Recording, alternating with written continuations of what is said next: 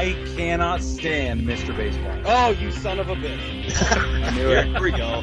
Yeah, I tried to throw a little bit back. Love that logo, love that jersey, love that color scheme, everything about it. Welcome to the home of Sports Talk for the Average Joe. This is episode 79 of the Not Another Sports Podcast. My name is Jason. I'm David. And thanks for joining us this week. Quick update on the Harrisburg Stampede as we get going. Because we've been talking about it. This past week, they made a signing for an offensive wide receiver. They also had a Cyber Monday sale, briefly for tickets. And today they signed their official ball boy. They're making some big moves. It's a young lad. The kid looks super happy to be signing a contract, and you know that. Here's one of the things I love about minor league teams, especially when they invest in the area that they play in, is reaching the youth. And this kid in the pictures on their Facebook page looks absolutely ecstatic to be signing this contract and like to be the ball boy. That's so cool. Hey, why not? Yeah. I mean, wouldn't you be excited to be a ball boy for, a team, just a team of that nature, I think it's great. But we do have a bit of a relationship with the team, and Justin reached out over the weekend last week and had some nice things to say, and appreciates that we're talking about them still. And he's probably going to come on here in the near future again, with some more updates on the team, a little more formal updates than what I'm giving, obviously. But he appreciates everything we're doing to talk about the team and just keep it going. As far as what we're doing on our end. At this point, why wouldn't we do it? Local. Right. I mean, this is what we love. We love doing this kind of stuff. Having a minor league team in your backyard and basically at your fingertips is awesome just to go do. Right. I mean, between the Senators, the Bears, the Stampede now, just a name. And that's just Harrisburg. Yeah, exactly. That's just the general area. Reading, you got the Royals, you got the Fighting Phillies. Go a little bit further north, you got Scranton Wilkes-Barre for the Rail Riders, the Penguins, you got the Barnstormers, and you got Sport Crosscutters, the Altoona Curve, the Revolution in York. I mean, we're in an area that is just full of minor league sports within reasonable driving distance too. No one's more than like 2 hours. I was going to say 2 hours because I think Altoona is about 2 hours from us, give or take. Yeah, no one's more than 2 hours away, and heck, I mean, we've talked about before, we've gone to Hagerstown for minor league games. It was a bobblehead excursion for your brother, but for us, it was a game to go to. Yeah, I mean, it was interesting to go to that game, that's for sure. But that was a drive. I mean, that was within drivable distance. Yeah, it wasn't that far. Again, there's nothing super outrageous from us to go to. So any of our listeners in this central Pennsylvania area, and we know that we have you, take advantage of this, especially like during your whatever sport you like during that season. Go invest in these teams because they do invest in our area. I'm off my soapbox. Let's get going here with MLB hot stove season. It is the most exciting part of the baseball season that isn't the baseball season. For those of you who are baseball fans, for those of you who are not, you've probably just tuned out the show. You can join us in 30 minutes for the second half where we will talk about outdoor game jerseys.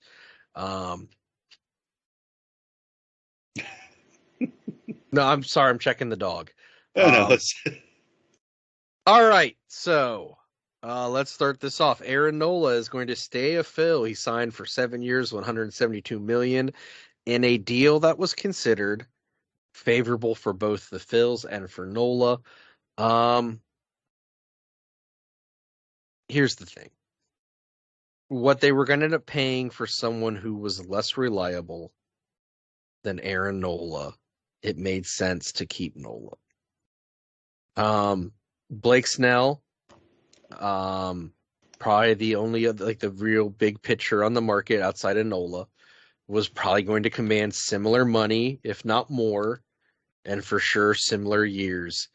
And physically, he's more questionable than Nola. Nola is a workhorse. He's reliable. He doesn't throw super high heat stuff.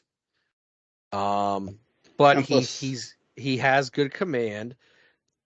The best way to describe Nola is think of like a high-end Jamie Moyer. And I think what's nice is, though, that the fact that they kept him, they don't have to bring somebody brand new into the system. Right. Nola already knows the organization. He already knows, so it's kind of on that aspect as well to be able to keep somebody who you don't have to show the ropes. Right. And here's another thing. I've seen a lot of negative talk about the length of the contract. And yes, signing a pitcher for X amount of years is always going to be an iffy situation. Any player's an iffy situation. But more so with the pitcher because of the amount of physical strain on their throwing arm. Yeah, but still. But, again, Nola doesn't throw a lot of high heat stuff. He's not a hard-throwing pitcher. He's a finesse kind of pitcher. So you have to think by years 5, 6, and 7, you're going to have guys like Andrew Painter and a bunch of other younger pitchers who will be up where Nola's not going to be 1A or 1B. He might be day 3. He might be day 4. He might be day 5. But his presence is going to be an asset by that point. He's going to have a leadership role.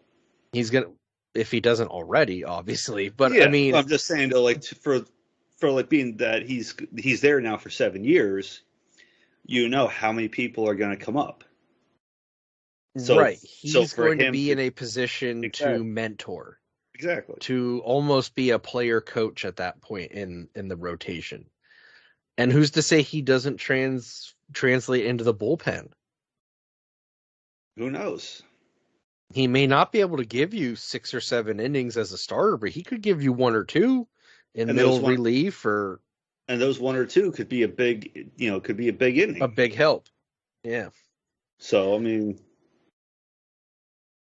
I heard a lot of I heard this go both ways. Well, then your dance card's always full, right?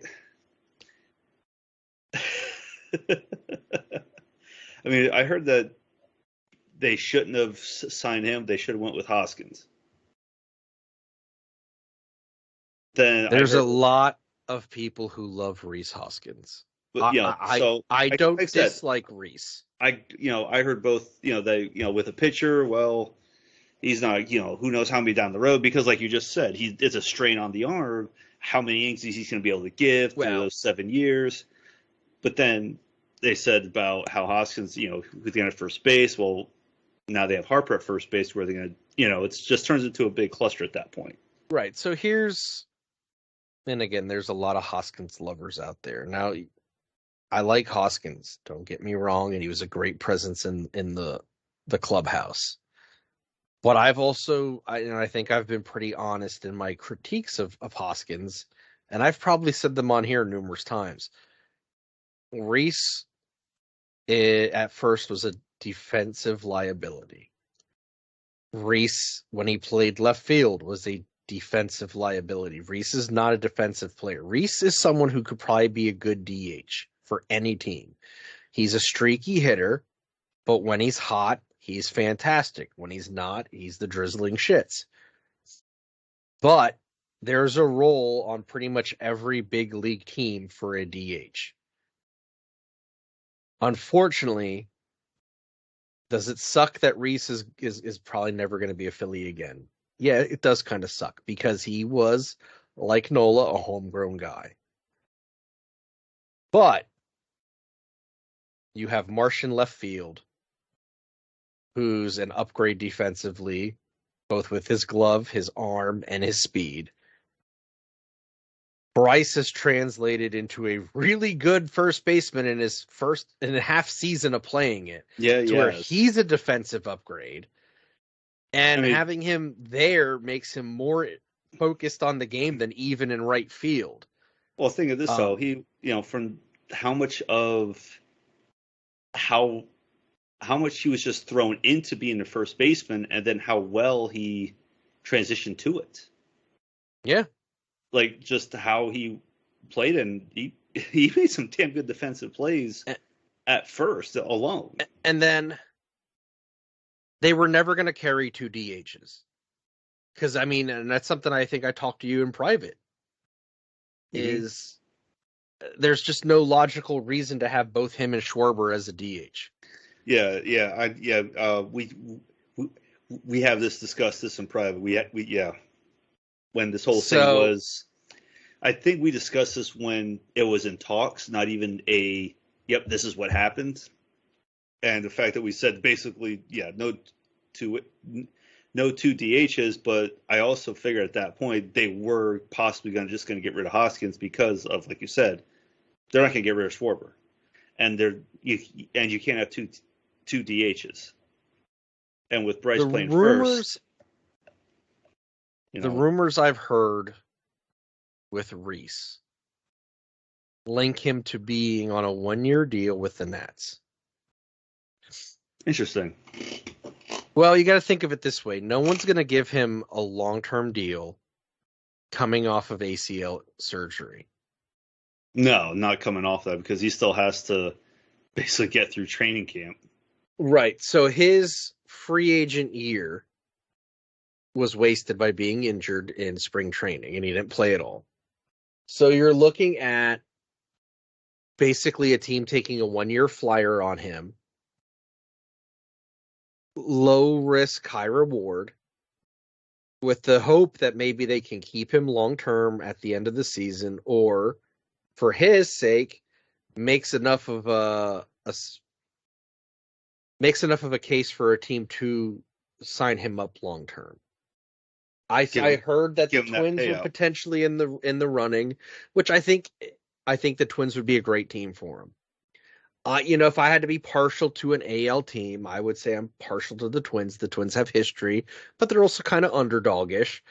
I think he'd fit in really good in that franchise, and I think he would connect really well with that city, similar to how he connected with Philadelphia. But I don't see anyone giving him a long-term deal until next season. Yeah, coming off an injury like that, no long-term deal probably for next year or two for him. Just because of he has to prove himself before they say yeah. Right. And who knows if they can, yes, he's a heck of a player. So I say 1 year for sure. That second year is going to be okay. I don't think he gets more than 1 year though. He's going to get a 1-year deal, and it'll be on him to prove himself. And if the team that signs him is a contender, they'll probably want to keep him. But that 1-year deal is going to be like a test drive. Yeah, basically a trial period for him. Yep. But again, he's talented at the plate, so he'll find a home. And he'll probably find a home as a DH, and that's not David Ortiz got into the Hall of Fame as a DH. I'm not saying Rhys Hoskins is a future Hall of Famer. I'm just saying you don't have to be a position player to have a great career. It's not a bad place to be. Right. Moving on. The former $500 million man, Juan Soto. Well, look, that's what the baseball media and the sports media were claiming he was going to get in his free agent year in 2024 is $500 million. Ooh. From what I've seen, I don't think he's worth $500 million. Someone will probably pay him. But anyway, so the rumor is that the Padres and Yankees are currently working on a deal to trade Juan Soto to New York, which is more than likely where he will land as a free agent anyway. But will the Yankees pay his price? I mean, the Yankees have the money. There's a couple things in here. Now, supposedly they are pretty far apart at the moment on what the Padres will get in return and what the Yankees are willing to give up to get Soto. Use baseballs. There is a lot of issues in the Padres clubhouse. And I think for the Padres' sake, getting rid of Soto is a way to help alleviate that. I think first off, the owner of the Padres had to take a loan out to make payroll for the end of the season. So we need to keep that in mind. There's both front office issues financially for the Padres, which is really kind of that's scary to think about, right? That's kind of disturbing. They went from World Series contender last year, where they were in the NLCS against the Phillies. They got bounced to not even making it in this year. You have a ton of big name, high price talent that cannot seem to figure out how to play together. And that's a problem because I mean, how many times have we seen, not just baseball, but any sport where you have all these so-called all-stars and they can't do anything? There's only 2 teams I can think of where they signed 3. The Yankees. The Yankees did it. The Bulls did it. Now, for the record, the Bulls did it with Jordan and Pippen being homegrown talent. And they won it before they signed Rodman, but I think Rodman put them over the top. I mean, I've seen teams where they signed a whole bunch of all-stars that couldn't even make the playoffs. I don't even think they even got a winning record. Well, and I guess you can make cases for the Lakers when they had Kobe and Shaq. There's been more teams than just 3, so I'm talking out my ass. But anyway. You may want to get that checked. Yeah. It's an amazing talent. It's great at parties. Anyway. Oof, talking shit, huh? All I'm thinking about is Ace Ventura. Yes, my mind went there too. May I ask you a question? Yeah. Oh, yeah, my mind went there too on that one. I'm sure our listenership did too. But anyway, there's a lot of issues in the Padres all the way around, from front office to clubhouse, and I think getting rid of Soto helps clear up an issue. I don't know if he so much is an issue, or the fact that it's just another big name egotistical talent that is an issue, because you have him, you have Manny Machado, you have Fernando Tatis Jr. I mean, either way, there's an issue. There's head cases abound in that locker room. I mean, either way, there's an issue within the organization that either if he leaves and it resolves itself, or somebody else does and that relieves the issue. I think he is a piece of duct tape on a sinking ship. I'm gonna say sometimes that does hold. He is Flex Seal to a hole on the sinking ship. Flex Seal. But I those commercials again. As of now, they're far apart. We got a little over 2 more months until pitchers and catchers report. I'm sure a deal will get made where he goes to New York. It just makes the most sense, but we'll see. Yeah, I mean, it'll solve itself somewhere along the line where either he goes and the Padres start to thrive, or he stays and the Padres sink more. Well, I think it's very possible that the Padres could move him and sink too. Because again, there's still other problem children in that organization. So no.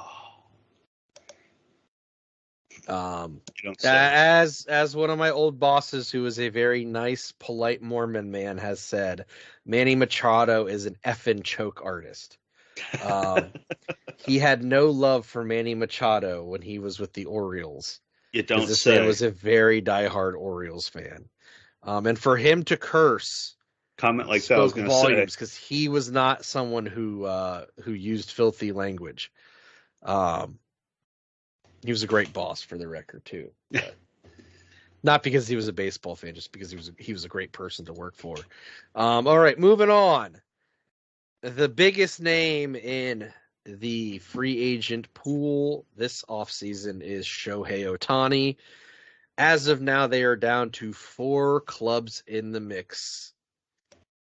There are the Dodgers, the Cubs, the Blue Jays, and the Angels, where he previously played the past few seasons.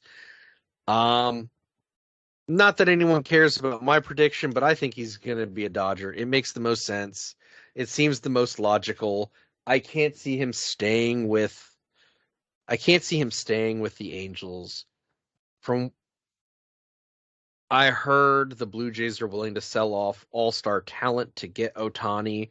I feel like that's just moving him to the Canadian Angels at that point. No, I'm not saying that. I'm not saying that. I'm not saying that to mock the Blue Jays. The Blue Jays have a great core of talent, but if you sell off that core of talent to get Ohtani, you're moving him into another situation like he's in right now with the Angels. That's what I'm saying. Yeah, I mean, yeah. If you move the talent you have instead of building with it, you're just going to screw yourself over even more. Right. So why would he want to go to a similar situation when he could just stay in that situation where he's at and it's familiar? I think the Cubs are the biggest dark horse because they are making moves and they were so close to the playoffs this past year. My friend Denise from the Chicago North Baseball Together podcast, from the Baseball Together podcast network, big diehard Cubs fan, has season tickets for years. She tried to get me a shirt from D'Agostino's pub right in Wrigleyville, but they did not have my size the last time she went. Oh, I know. Sucks. It's such a cool logo. You got to look it up then. But I would wear that thing with pride. But I know it crushed me to see the Cubs not make it for her sake. That's how diehard of a Cubs fan she is. So I know it would make her extremely happy if they got Ohtani, because it would just build on the talent they have now, because they do have a very talented bunch.